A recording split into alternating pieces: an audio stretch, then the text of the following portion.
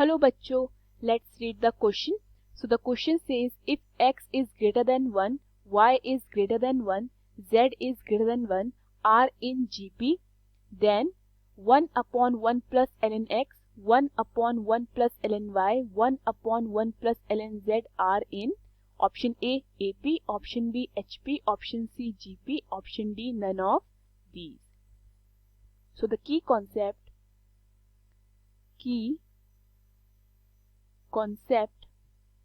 Of this question is, अगर मेरे पास तीन टर्म्स हैं, सपोज मैं उनको ए बी सी ले लेती हूँ. If A B C are in arithmetic progression AP, ठीक है, तो मेरा 2b is equal to A plus C हो जाता है. क्लियर. एंड सेकेंड थिंग, अगर मेरा ए बी सी एपी में है, ठीक है, मेरे तीन terms A B C AP में है, सो देन जो मेरा 1 upon A, 1 upon B, 1 upon C are in HP हो जाता है, हार्मोनिक प्रोग्रेशन. ठीक है, अगर ए बी सी मेरे एपी में है तो उनका रेसिप्रोकल यानी कि 1 upon A, 1 upon B, 1 upon सी मेरे किस में जाते हैं, HP में हो जाते हैं. वन मोर थिंग जो हमें याद रखनी है, अगर मेरे A B C are in GP geometric progression में है, तो मेरा B square is equal to A multiply by C हो जाता है. Clear. And some more thing, log m to the power n को मैं क्या लिख सकती हूँ, n log m. Clear.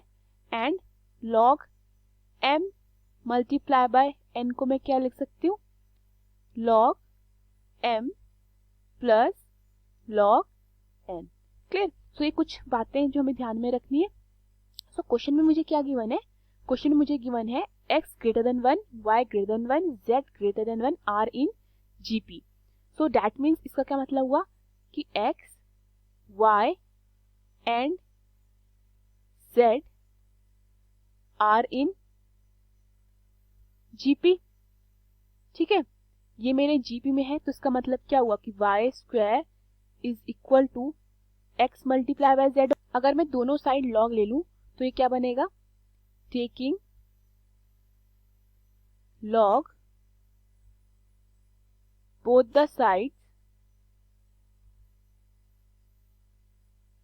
So ये मेरा बन जाएगा ln y square is equal to ln x z. Okay, अब ये मेरी कौन सी फॉर्म बनती है, ये मेरी फॉर्म बनती है log m to the power n, जिसको मैं क्या लिख सकती हूँ, n log m. तो ये मेरा क्या बन जाएगा, 2 ln y is equal to n ln x multiply by z. मेरी कौन सी फॉर्म बनती है, log m इंटू n, जिसको मैं क्या लिख सकती हूँ, log m plus log n.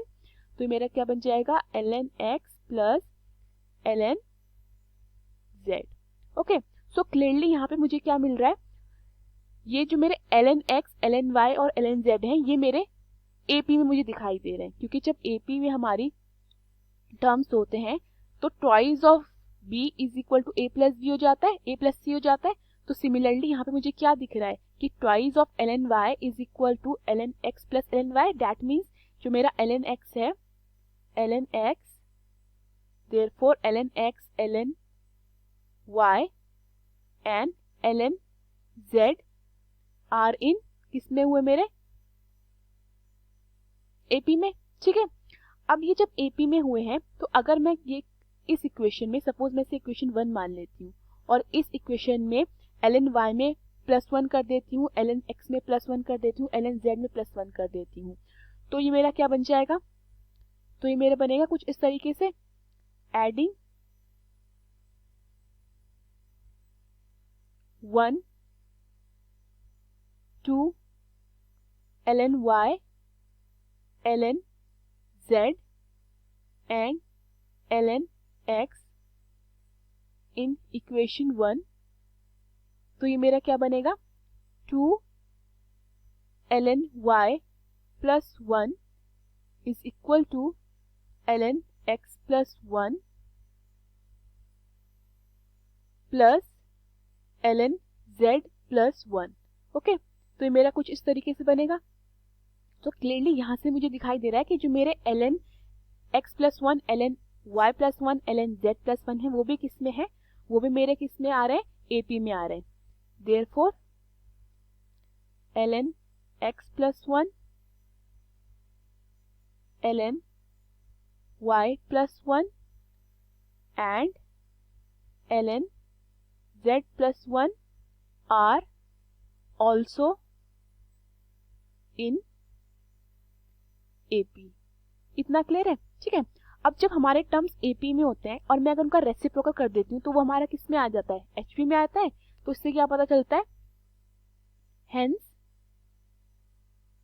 जो मेरा 1/1 प्लस ln x है एंड 1/1 प्लस ln y है एंड 1/1 प्लस ln z है, आर इन HP।